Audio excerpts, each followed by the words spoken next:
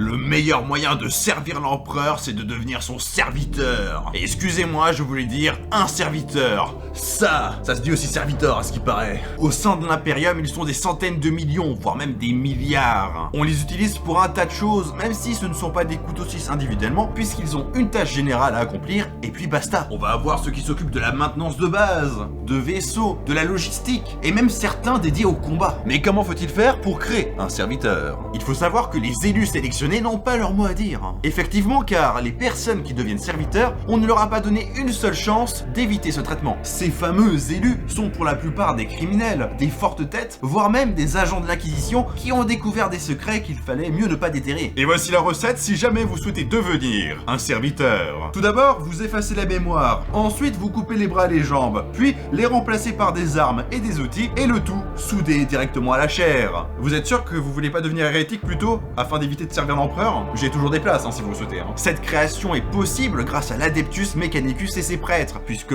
un serviteur, c'est un mélange de chair et de machine. Et les différents groupes de l'Imperium les utilisent de différentes manières. Par exemple, chez les Space Marines, les serviteurs sont là afin d'apporter leur soutien aux Tech Marines. Fait amusant, certains de leurs serviteurs sont des aspirants ayant échoué au test d'initiation, ou bien des Space Marines qui ont enfreint les règles du chapitre. Chez l'Astra Militarum, on les envoie directement au combat, et même le Ministerum, le clergé, en font usage. Bref, tout le monde les utilise et il est impossible qu'un serviteur ne se retourne contre vous. Enfin, dans la théorie où il a bien tout oublié de son passé.